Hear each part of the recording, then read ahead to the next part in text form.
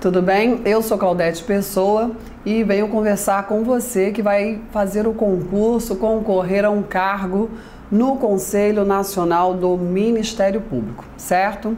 Esse órgão, controlador, esse órgão que tem a função disciplinadora, correicional de toda a estrutura, da estrutura nacional do Ministério Público. E aí, um dos temas do seu edital foi exatamente o regimento interno do Conselho Nacional do Ministério Público, instituído pela Resolução 92 de 2013. Claro que o nosso curso, ele inclui as atualizações que essa Resolução 92 sofreu aí após a sua edição, certo? É preciso, em legislação específica, ter uma matéria, ter uma legislação atualizada, adequada até o seu edital. O que ocorrer de alteração pós-edital não vale, não será cobrado de você. Muito importante, eu sou especialista em legislação específica, em legislação orgânica e falo com milhares de concurseiros e sempre mando o seguinte recado: muito cuidado com o estudo de legislação específica. Primeiro ponto mais importante, as alterações são imensas, são inúmeras, são constantes, parece um periódico, toda hora tem uma nova emoção, entendeu? E aí, cuidado, porque resolver estudar, fazer uma revisão do estudo através de questões de provas anteriores é uma excelente estratégia, mas não em legislação específica. Salvo se um profissional qualificado fez as devidas adaptações. Aqui você nem por aí dá, porque não existem questões anteriores do regimento interno do Conselho Nacional do Ministério Público. E aí, o que é que resta? Busque um profissional adequado, capacitado para elaborar questões para o seu treinamento. Eu vou fazer isso, ok? Lógico, não sou a única no Brasil, mas busque um professor que tenha conhecimento no assunto para elaborar questões nos moldes da banca. É isso que nós vamos fazer, não neste módulo, mas no módulo de questões, tá certo? Esse é o nosso módulo teórico sobre o regimento interno. Vamos analisar os vários institutos abordados no regimento interno do Conselho Nacional do Ministério Público. Lá no meu site, claudetepessoa.com.br, ou no site do curso, você encontra toda a legislação atualizada, deixo lá disponível para os concurseiros para facilitar a vida dos concurseiros. Não só a resolução, mas todas as legislações específicas e as legislações que eu abordo nos meus vários módulos online. Tudo bem? Ok? Então olha só que fácil. Vai lá no site da Tia Claudete e pode fazer o download gratuito para você estudar com uma legislação atualizada. Tudo certo? Combinado? E aí, no regimento interno, Claudete, você vai ler todos os artigos. Nosso objetivo não é leitura de artigo. Leitura de artigo você faz. Eu vou ler os artigos mais importantes, a grande maioria deles, mas vamos analisar os diversos institutos abordados. Competência é um assunto muito cobrado quando o tema é regimento interno, assim como estrutura, O regimento interno trata da estrutura e também da competência desta mesma estrutura do Conselho Nacional. Você sabe que a estrutura e a competência, ela tem base constitucional, ok? A partir dos comandos constitucionais é que a Resolução 92 foi editada.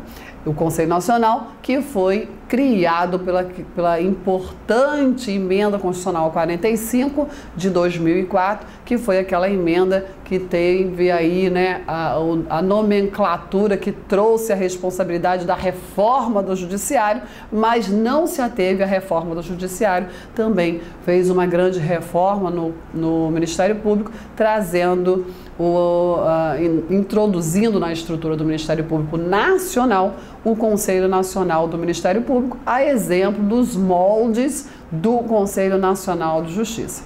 Tá certo? Ok? Bom, e aí o próprio Constituinte, e a resolução traz, o regimento interno reforça, retoma o conceito constitucional do Ministério Público como essa instituição importantíssima ao Estado Democrático Brasileiro. O Estado Democrático Brasileiro, Constituição de 88, deu uma força maior, um poder maior ao Ministério Público, deu a ele uma responsabilidade maior, apesar de não dar a ele, Ministério Público, o status de poder. Os apaixonados pelo Ministério Público, você deve ter escutado isso. Os apaixonados pelo Ministério Público o intitulam o quarto poder, mas não é. Então, por que não é? Porque o Constituinte disse que não é. Quem é? O que é o Ministério Público? Olha lá o conceito constitucional para a gente relembrar. É uma instituição permanente. Quando o Constituinte dá ao Ministério Público essa qualidade de instituição permanente, os doutrinadores entendem que dá a ele a condição de uma cláusula pétrea implícita. Ou seja, o Ministério Público é inerente, é importante, é essencial ao Estado Democrático Brasileiro, sob pena de desconfigurar o Estado Democrático Brasileiro. E aí, essa instituição permanente, ela vem como uma delas, mas não a única, ok? Ao lado da advocacia, ao lado da defensoria, da advocacia pública, vem como uma função essencial a função jurisdicional do Estado, incumbindo aí tarefas importantíssimas à sociedade, ao povo brasileiro, incumbindo-lhe a defesa da ordem jurídica. O Ministério Público tem um papel fundamental do chamado custos legis, ou seja, aquele que vai fiscalizar o correto cumprimento e observância de todo o nosso ordenamento jurídico, o cumprimento da lei, ok? Por todas as estruturas. Do regime democrático, temos a maior expressão da democracia, né, o momento da eleição, chamado sufrágio universal, e ali o Ministério Público atua em todas as suas fases muito de perto. Também atuando na defesa dos interesses sociais e dos interesses individuais indisponíveis, tendo em vista que esses interesses afetam a coletividade, a sociedade de forma geral, né? Apesar do direito ser individual, tendo em vista que alguns direitos do indivíduo são tão importantes, são tão caros ao indivíduo, que precisaram receber uma proteção maior e receberam um status da indisponibilidade. Por quê? Porque a vida é sua, a liberdade é sua, eu sei disso, mas uma vez que um indivíduo tem a sua vida, a sua liberdade, seu direito de personalidade atingido, toda a sociedade se abala. A paz social vai para o ralo. Então, apesar de ser individual, alguns direitos do cidadão brasileiro foram levados a esse status da indisponibilidade e foi dado ao Ministério Público o dever de zelar pelos direitos indisponíveis de cada cidadão brasileiro, ok? Por conta desse reflexo na paz social, na tranquilidade, na vivência em sociedade, na sociedade democrática brasileira. Eu gosto demais do Ministério Público, é uma instituição que orgulha o Brasil, né?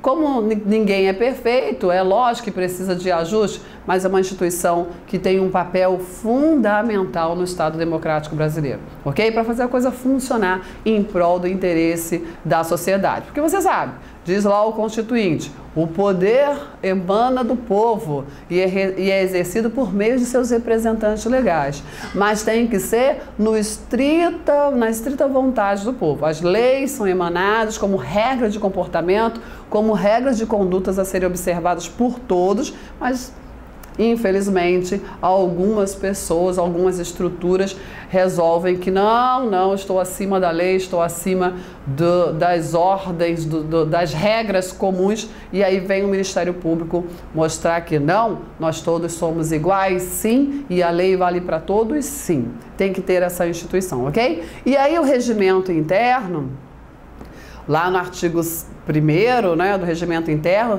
traz exatamente o comando constitucional do artigo 130A, que é a composição. O Conselho Nacional do Ministério Público, que foi criado pela Emenda Constitucional 45 de 2004, ok? Foi instalado em 21 de junho de 2005, conforme texto do artigo 1º do Regimento Interno. Importante informação para o seu concurso, tá lá no Regimento Interno, ok? E aí é um órgão de caráter nacional. O Ministério Público, ele tem a sua estrutura, claro que tem. Vamos lá relembrar essa estrutura. O Ministério Público, segundo a Constituição Federal, olha, o Ministério Público ele está estruturado da seguinte forma: o Ministério Público da União, não é isso? O Ministério Público da União, o Ministério que tem aí 4 ramos, que é o Ministério Público Federal, o Ministério Público do Trabalho, o Ministério Público Militar e o Ministério Público do Distrito Federal e Territórios. E também existe o Ministério Público dos Estados. Isso você encontra lá no artigo 128 da Constituição Federal.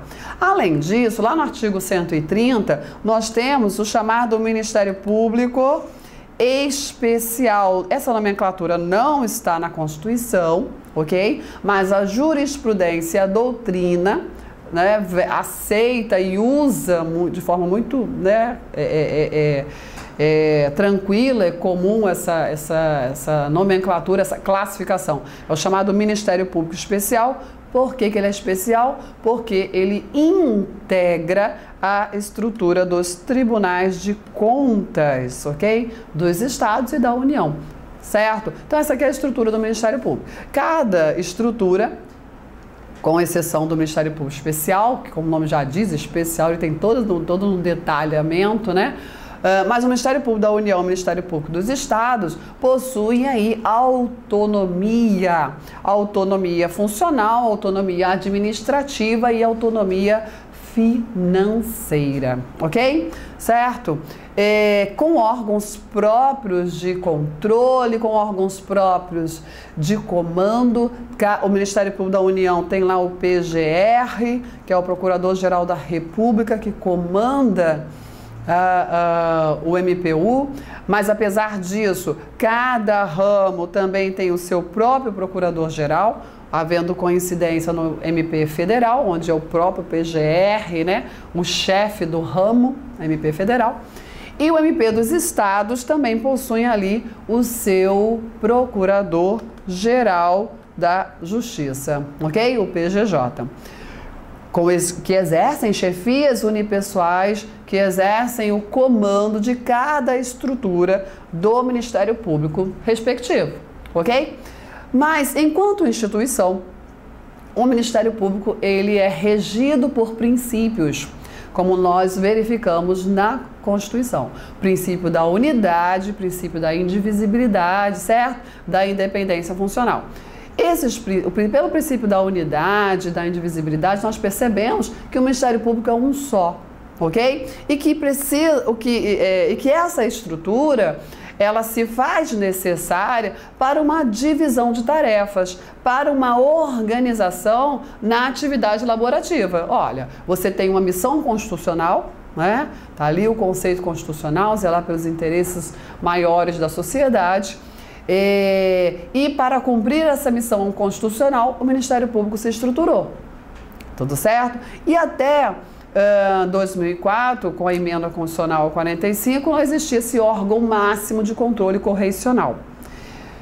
Se entendeu que, assim como no Judiciário, se fazia muito importante criar um órgão máximo de controle dessa estrutura do Ministério Público, ok? Já que, apesar de cada estrutura ter ali seus órgãos de controle interno, seus órgãos de controle correicional, órgãos fiscalizadores, era preciso uma estrutura de controle nacional, ok? E aí foi criado o Conselho Nacional do Ministério Público. Ok? Ele não integra o Ministério Público da União, não. Muita gente boa confunde isso, certo? Ele é um órgão de cunho nacional, que convive, que coexiste com as estruturas do Ministério Público. E aí, vamos voltar lá para o nosso slide.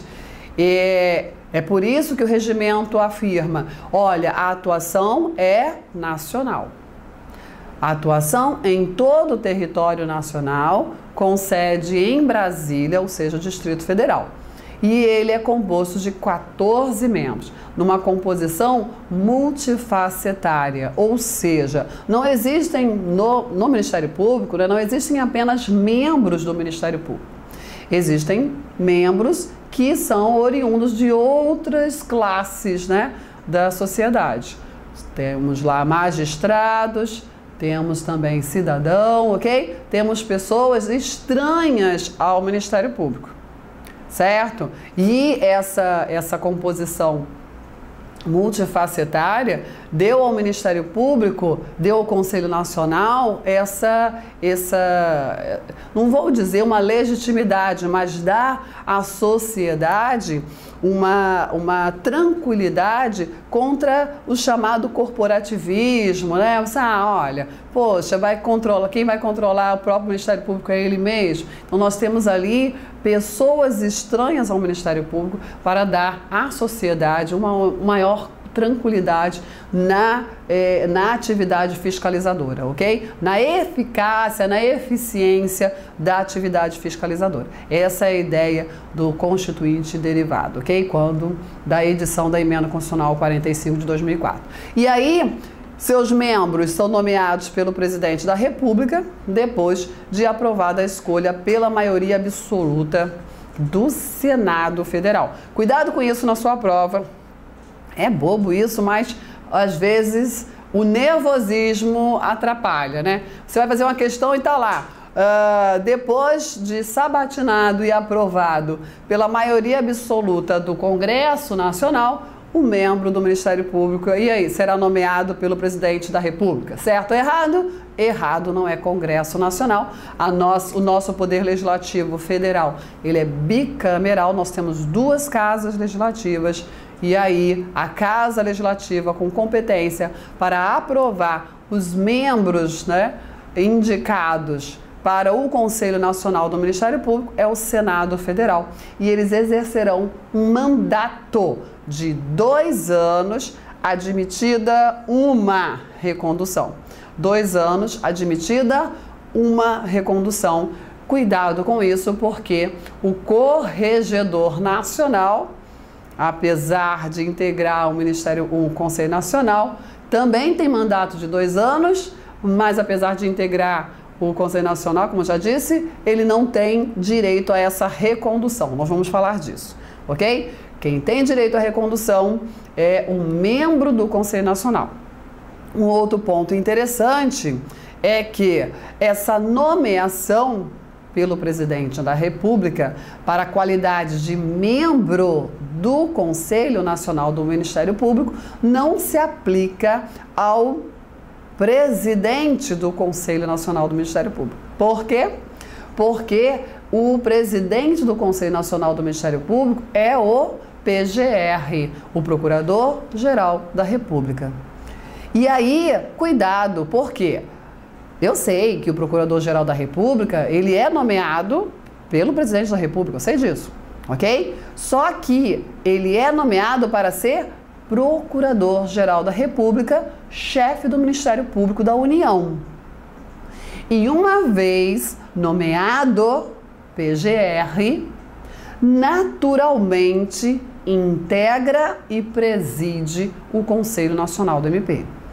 É diferente dos demais membros. Os demais membros são nomeados pelo Presidente da República para esta condição, para atuarem na condição de membros do Ministério Público, do Conselho Nacional do Ministério Público. Já o PGR não, ele é escolhido para chefiar o MPU.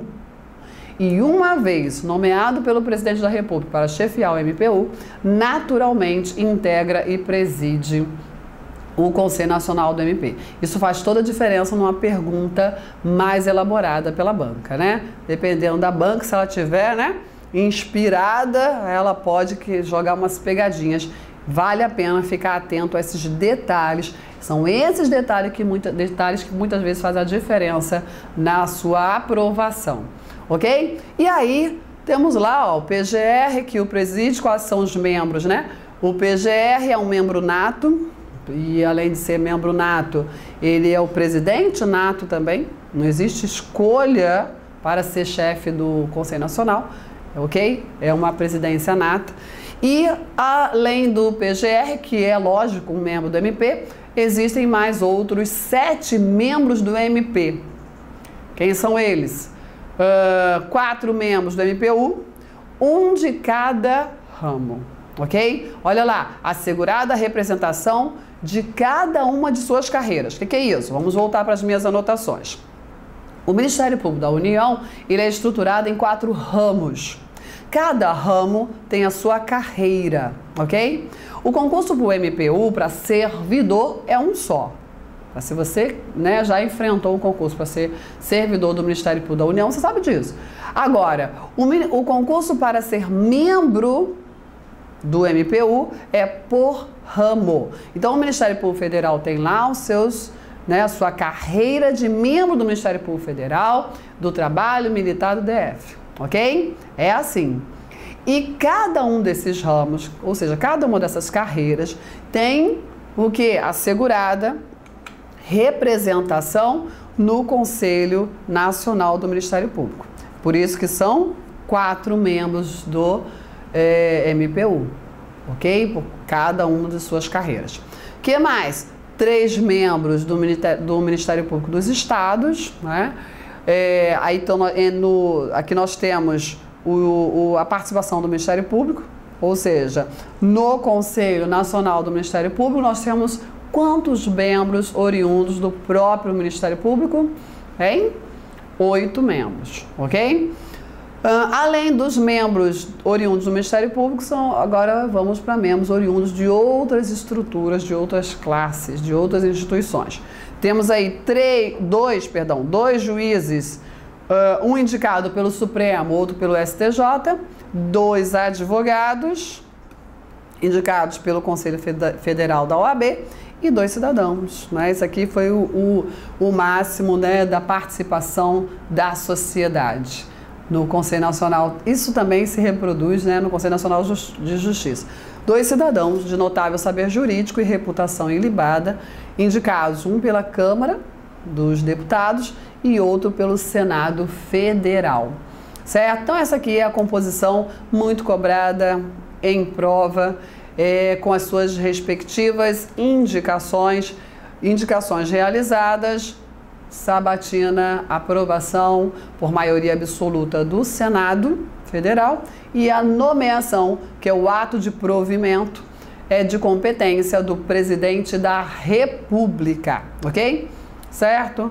Bom, e aí o regimento interno já vem apresentar a competência do Conselho Nacional do Ministério Público nos moldes constitucionais. Nada, fugindo do texto constitucional, é óbvio, mas acrescentando, porque é claro que as competências descritas no parágrafo 2º do artigo 130A da Constituição Federal são meramente exemplificativas para mostrar exatamente o perfil de atuação desse órgão de controle. Compete ao Conselho Nacional do MP o controle da atuação administrativa e financeira do Ministério Público e do cumprimento dos deveres funcionais de seus membros.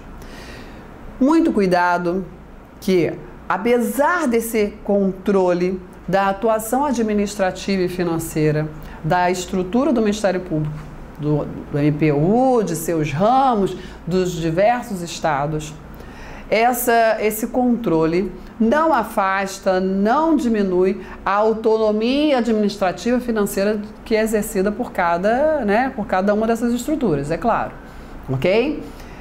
Outro ponto importante é que essa fiscalização, essa atividade correicional fiscalizadora sobre a atividade de seus membros, Não confunda membros com servidor, né? Servidor integra carreira auxiliar, ocupando de cargos efetivos e comissionados. Membros são aqueles que exercem a função institucional do Ministério Público. Aqueles que integram o Ministério Público na qualidade de órgãos do Ministério Público. Exatamente isso. Um promotor de justiça, um procurador da República, ele é um mero servidor? Não. Ele é um membro de instituição. Não posso falar que é membro de poder, mas guarda exata e estreita correspondência, entendeu? Ele é um membro institucional, ele é o Ministério Público. Inclusive, na estrutura orgânica do Ministério Público da União, Ministério Público dos Estados, que eu também dou aula disso, né? Nós verificamos que os membros do Ministério Público eles são classificados como órgãos institucionais.